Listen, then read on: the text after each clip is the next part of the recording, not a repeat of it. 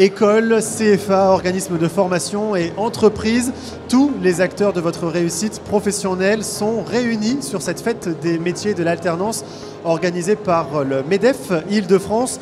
L'occasion d'échanger avec des professionnels et c'est ce que nous faisons sur ce plateau. À côté de moi, deux nouveaux invités. Caroline Riffard, vous êtes directrice régionale adjointe de France Travail Île-de-France. Merci d'être avec nous.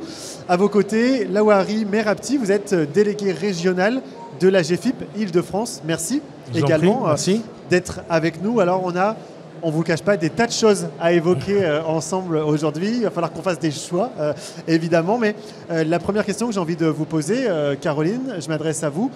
Pourquoi c'est important pour France Travail d'être présent aujourd'hui sur la fête des métiers d'alternance ?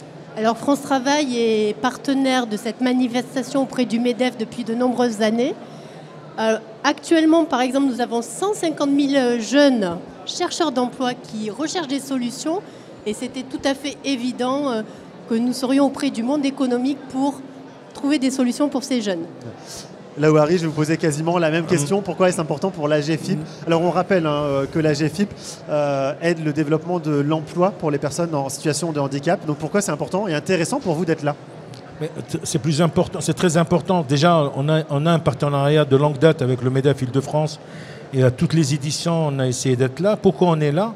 C'est aussi dans le cadre de ce partenariat qu'on construit avec France Travail, Cap Emploi, Mission Locale. C'est que les jeunes ou les adultes en situation de handicap accèdent à la formation. Et un des freins à l'accès à cette formation, la qualification, qui est le handicap. Et donc nous, la GFIP, on est là pour leur donner aussi une visibilité. Quelles sont toutes les solutions nécessaires qu'on peut leur donner pour qu'ils puissent suivre leur formation dans les meilleures conditions, comme toute personne, comme monsieur tout le monde. Voilà, c'est dans cet esprit-là que vraiment on est là. Bon, le cadre est posé. Caroline, l'alternance, et on le dit beaucoup depuis ce matin ici, est souvent présentée comme un levier d'insertion. Quelle est votre vision, à vous, de l'inclusion sur le marché du travail ? Alors avec 7 jeunes sur 10 qui entrent en emploi durable après une alternance, c'est ça le chiffre qu'on partage collectivement. Et pour tout ça, c'est un accompagnement, et Lawari a raison, c'est une équipe derrière pour permettre à ces jeunes de rencontrer des chefs d'entreprise. Et c'est pour ça qu'on travaille aussi fortement ensemble. Au niveau de France Travail, c'est 1000 conseillers qui sont dédiés au contact vers le monde de l'entreprise. Alors, j'allais vous poser la question de comment vous traduisiez ça sur le terrain, mais vous venez d'y répondre en partie. Il y a aussi cette volonté d'aller vers les publics les plus éloignés de l'emploi. Là aussi, il y a un gros travail à faire. Alors effectivement, pendant longtemps, on a eu les invisibles, mais depuis le 1er janvier, collectivement, on permet aux personnes d'être identifiées et d'être accompagnées. Et moi, je salue le travail effectivement sur l'inclusion de tous les publics, que ce soit sur le handicap, que ce soit les jeunes, à travers des méthodes un peu différentes. Et moi, j'ai 2 illustrations à apporter. Par exemple, les stades vers l'emploi. Comment le sport est un levier d'inclusion engagé. Ça, c'est important pour nous. Ou l'art d'accéder à l'emploi. Donc là aussi, c'est des méthodes où on utilise l'art ou le sport pour favoriser l'inclusion de tous. Et toutes. Lawari, concrètement, quel dispositif spécifique la GFIP propose-t-elle pour encourager justement l'alternance des personnes en situation de handicap ? Je dirais que nous, on a des services à proposer et ces services sont à disposition du droit commun, qui sont nos partenaires. Parce qu'ils ont besoin d'avoir un avis d'experts. Et donc la GFIP a développé un certain nombre d'expertises, par exemple les centres de formation qui sont soumis à l'obligation d'être accessibles. Mais nous, la GFIP, on va essayer de leur apporter plus de solutions et d'être un peu plus accessibles, donc accéder. Mais en même temps, on travaille avec le référent du parcours. Quand un agent de France Travail ou de Cap Emploi accompagne et construit un parcours pour un jeune ou pour un adulte pour accéder à un métier en alternance, il faut apporter aussi toutes les solutions nécessaires sur la compensation du handicap. Donc la GFIP apporte ces outils-là, qui sont la ressource handicap formation, donc ça pour la formation, mais surtout la démystification du handicap. Qu'est-ce que c'est le handicap ? Comment faire comprendre à quelqu'un de dire, voilà, quand vous recevez une personne handicapée, comment vous allez détecter les signaux faibles pour permettre à réfléchir et lui proposer des solutions. Donc on a toute une offre d'intervention, une boîte à outils qu'on met à la disposition pour qu'on puisse, les personnes en situation de handicap, soient de plus inclusifs dans le monde du droit commun. Si je traduis un peu ce que vous dites, ça peut faire peur à des entreprises de prendre des personnes en situation de handicap? Je dirais pas que ça fait peur. Ça veut dire que c'est de l'incompréhension. Comment on va m'aider? Et c'est pour ça qu'on a aussi une forte mobilisation. France Travail avec toute l'approche entreprise et l'offre de services que présente France Travail. Nous, on va les accompagner à structurer leur politique handicap. Et en même temps, quand il va y avoir des recrutements, ça va être plus simple. Et nos camarades et nos amis de France Travail, Cap Emploi, et mission locale, le réseau pour l'emploi, on va utiliser les bons termes actuellement, de leur donner toutes les clés nécessaires. Et à ce moment-là, quand ils vont présenter un candidat en situation de handicap à une entreprise, en même temps, on leur propose des solutions. Et ça, c'est le plus important et les attendus de l'entreprise. Donc je ne dirais pas qu'ils ont peur, ils sont un peu, ils ont besoin de clarification. Ouais. Et de les aiguiller dans cette démarche-là. Vous avez envie de réagir, Caroline? Oui, parce qu'effectivement, moi je pense qu'on a besoin de rassurer, de créer les liens de confiance. Et ça, la Wari a tout à fait raison, avec l'AGFIP, avec le réseau pour l'emploi. On a besoin de mettre la personne au centre et nous, on se débrouille pour trouver les solutions. Mais c'est ça, exactement. En fait, le travail ensemble, le travail en partenariat. Finalement, c'est ça la richesse de votre rencontre, c'est de trouver des solutions ensemble pour permettre à ces publics de trouver un emploi. Alors concrètement, sur le terrain, comment ça se passe entre vous? Si on devait en dire un petit peu plus, les secrets de fabrication, ça se passe comment? Alors par exemple, très concrètement, dans les lieux uniques d'accueil, avec les équipes de Cap Emploi, de France Travail, mais aussi des missions locales, on accueille depuis 2022 en Île-de-France toutes les personnes qui ont une problématique de handicap. Il ne faut jamais oublier que 80% des handicaps sont invisibles. Hein. Ah oui. Et ça, c'est aussi un chiffre aussi important. Et conjointement, on accueille déjà dans un même lieu. On est une team. On a la GFIP qui est toujours là pour nous soutenir. Et je rejoins la Wari sur le développement des compétences des professionnels. Parce que c'est important de pouvoir, par exemple, je vais prendre un sujet, inclure les personnes neuroatypiques. Dans une entreprise, ça s'accompagne et on a des vrais savoir-faire que peut nous apporter la GFIP aux équipes du réseau pour l'emploi.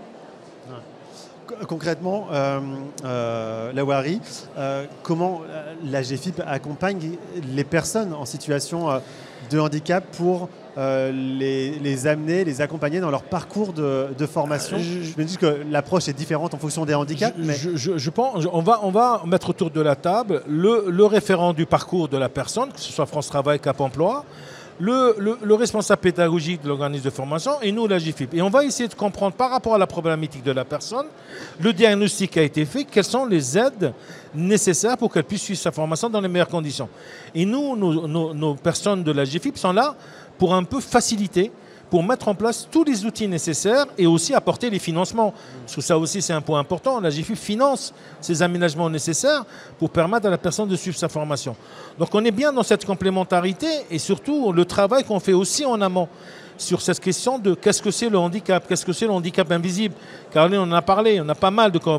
Et à partir de là, qu'est-ce qu'on peut mettre en avant pour qu'on puisse répondre à ces besoins-là. Donc nous, la GFIP, on apporte notre expertise, notre savoir-faire et aussi les financements pour les aménagements nécessaires quand il y en a besoin, qu'elles soient humaines ou techniques, parce qu'il peut y avoir aussi des aménagements très techniques et qui est aussi important pour l'inclusion de la personne en situation de handicap. Et d'ailleurs, et on vous invite, parce on travaille actuellement sur un accord pour renforcer nos liens pour les personnes, parce qu'on y tient beaucoup. C'est vraiment la personne qui est au cœur. Et on vous invite à notre prochaine signature. Avec plaisir. Avec plaisir. Avec plaisir, on sera là. Est-ce que, Caroline, qu'il y a des spécificités sur la région Île-de-France qu'on ne trouve peut-être pas forcément ailleurs? Alors, l'Île-de-France est une terre d'emploi au pluriel. On a un gisement de potentiel. Par exemple, si je prends le secteur du numérique, l'Île-de-France pèse 50% de l'emploi national. D'accord. Sur l'Île-de-France. Je prendrai un autre secteur, l'art et spectacle. Nous sommes un des secteurs qui recrute le plus en Île-de-France. Donc on a l'industrie, le bâtiment, bref, on a un gisement et on a des talents dans les quartiers. Et là, notre rôle aussi, c'est comment on rapproche. Il faut aller les chercher. Faire connaître les métiers. Et là, on travaille aussi beaucoup avec les services de l'État et du Conseil régional, parce qu'on a le sujet de l'orientation, préparer les publics, parce que c'est important de connecter les mondes, comme on dit. L'orientation, mais la formation qui est importante aussi, j'imagine. Tout à fait.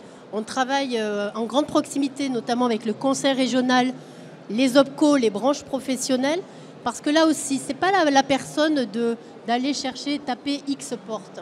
C'est pas ça le sujet, c'est fini ce sujet-là. Le modèle est terminé. Le sujet, c'est j'ai un besoin, qui peut être le plus pertinent pour apporter la solution. Et c'est pour ça que le comité régional pour l'emploi a lancé une feuille de route pour effectivement mettre en commun les solutions. Lawari, en 2025, on fêtera les 20 ans de la loi du 11 février 2005. Exact. Quel regard vous portez sur ces 2 décennies, notamment sur les politiques en faveur de l'accessibilité ? En 20 ans, il y a eu un grand pas, et surtout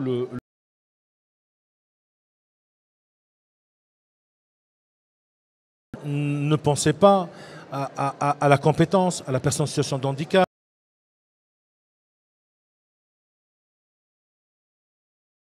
Politique handicap, mais pas handicap plus large, la question de l'inclusion et surtout les entreprises de plus en plus recrutent les personnes en situation de handicap. C'est plus un frein pour eux parce qu'on est là aussi pour les aider, pour les accompagner et pour les mettre en confiance pour qu'ils puissent inclure une personne handicapée. Mais il y a aussi la question du maintien dans l'emploi. Je parle rapidement parce qu'il y a beaucoup de personnes en situation de handicap qui deviennent au cours de leur vie professionnelle. Et là aussi, il y a tout un travail qui est fait pour aussi rassurer les entreprises lorsqu'ils sont confrontés à ces situations. Comment vous aider à reclasser votre salarié, voire même à le maintenir dans son poste. Et donc, pour les 20 ans de la loi, il y a beaucoup de changements. Je pense qu'il y a beaucoup d'évolutions.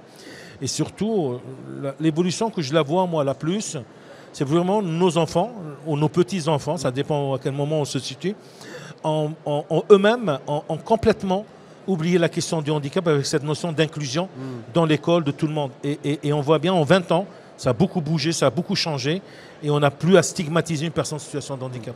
Je vais vous poser une dernière question, Lawari, parce que je sais que c'est un sujet crucial pour la GFIP, notamment la santé mentale, qui sera la grande cause nationale en 2025. En quoi ce sujet est important pour vous ? Il est important parce que la santé mentale et le handicap, il est invisible. On ne sait pas comment. Et beaucoup de personnes ne s'expriment pas par rapport à ça. Il y a aussi la charge de travail qui peut affecter une personne dans ce cadre-là. Et je pense que beaucoup de collègues ne comprennent pas quand quelqu'un il est dans cette situation. Et pourquoi on doit le mettre en avant ? Parce qu'on est tous, à un moment donné, confrontés à cette problématique de santé mentale. Donc il faut la mettre en avant. Pour nous, la GFIP, elle est importante parce que c'est quand même, ça reste un handicap très invisible et surtout amener la personne à parler elle-même de sa problématique et surtout apporter des solutions à son employeur et à toute la société. C'est important. Caroline, vous avez le mot de la fin. Si vous aviez un message à faire passer aux jeunes qui sont ici et qui nous regardent. Venez nombreux, on est une équipe pour vous. Merci. Merci d'être venu sur notre plateau. Donc, la fête des métiers et de l'alternance organisée par le MEDEF Île-de-France ici à Montreuil, qui permet donc de rencontrer l'ensemble des acteurs, notamment de la formation et de l'alternance, mais aussi des entreprises. Un événement donc que vous pouvez retrouver sur notre site internet, sur celui du MEDEF, et puis tous les renseignements que vous pouvez retrouver sur le site internet de France Travail et de la GFIP évidemment.